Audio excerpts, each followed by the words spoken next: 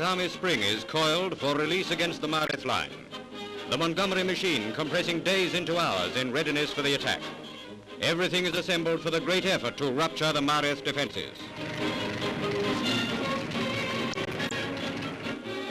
An atmosphere of tense expectancy and determination hangs over the preparing army. In the midst of all this readying for battle, there are moments for comforting strength to be drawn from a simple communion held in a quiet retreat on the eve of the great offensive. It was the same before Alamein. The brave are strengthened by sacrament and prayer. Moving with the veteran army are our newsreel and service cameramen, picturing the scenes created by this further exhibition of brilliance on the part of the most outstanding army in history.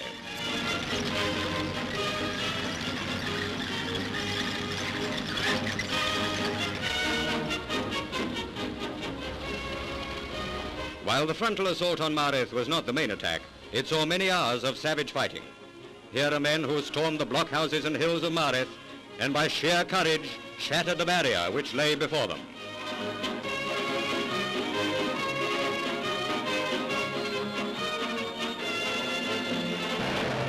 A few kilometers back, at our advanced landing grounds, Air Marshal Cunningham's fighters are poised for the blow. The destruction inflicted here on Axis troops by our aircraft has never before been equaled in battle, and that's official.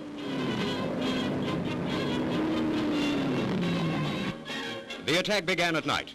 As at Alamein, so at Mareth, and later at the Wadi hundreds of guns pouring shells on a small sector less than a mile wide. 30 minutes of mass execution by moonlight.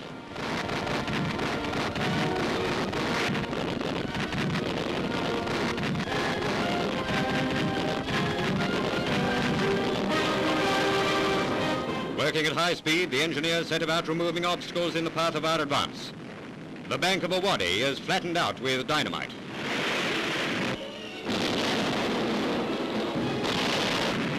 Shovel teams are rushed in to level the excavated earth. Down that slope, our tanks have got to go. Exposed to enemy fire all the time, fresh men take over in relays to maintain the pressure. Through that cutting, a column of tanks is thrust. Medium and heavies closing in for an expected armored clash.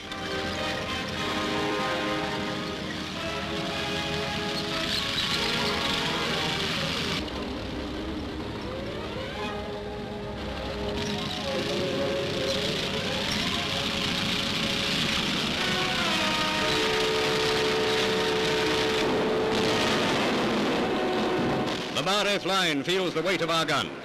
Part of the diversionary attack while Montgomery is working round in a brilliantly executed flanking movement.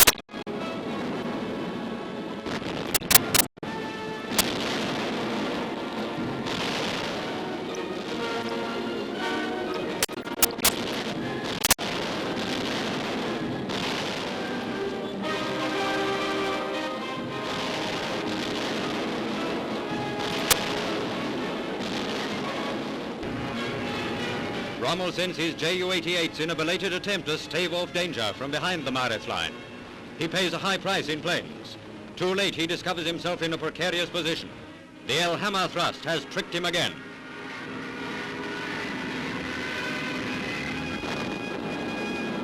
With Rommel's attention fixed on Mareth, Montgomery switches big concentrations round to clinch the blow at El Hammer. A brilliant maneuver which sent our main attack across more than 200 miles of treacherous country in a giant encircling movement. A perilous venture, and one which Rommel underestimated. Its success saw the beginning of the link-up between the 8th Army and the Americans in the Guettar sector. The 2nd United States Corps, under General Patton, were maintaining pressure on the narrowing neck of land along which Rommel had to retreat. From Gafsa, the Americans penetrated to Sened. Each step forward put the Africa Corps more and more on the spot. Then came the fall of Maknassy, and Rommel's road of retreat northwards became narrower still. Many prisoners were taken as the Americans rolled steadily towards the coast. Rommel was beginning to realize that his last stand in Africa was fast approaching. The mounting of terrific air support had a shattering effect on the enemy. At no time were they free from our bombers and fighters. RAF cameramen secured these impressive pictures of Boston's bombs and shell bursts at the height of a raid over the harassed enemy in retreat.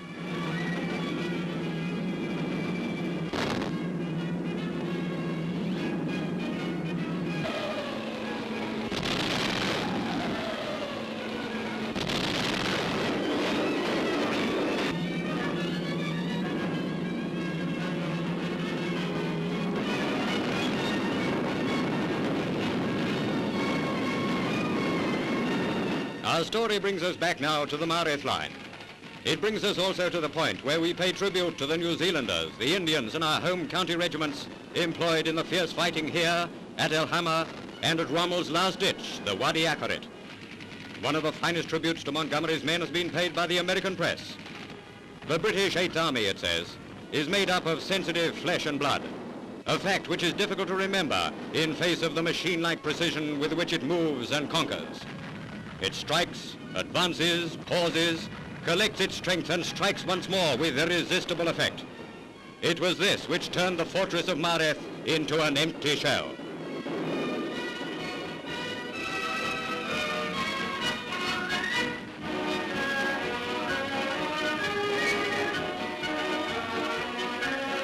A corner of Mareth town with a shell-shattered reminder of its French history, and a estaminet where once you could get a drink.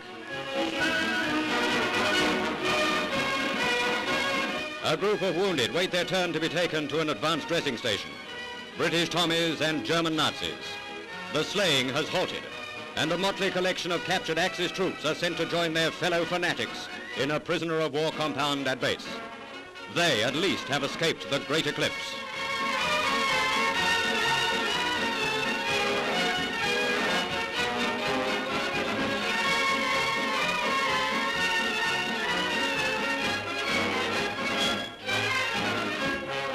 Generals Freyberg and Montgomery. They have captured and held the admiration and affection of us all. A great man among great men, Monty and some of his family of conquerors.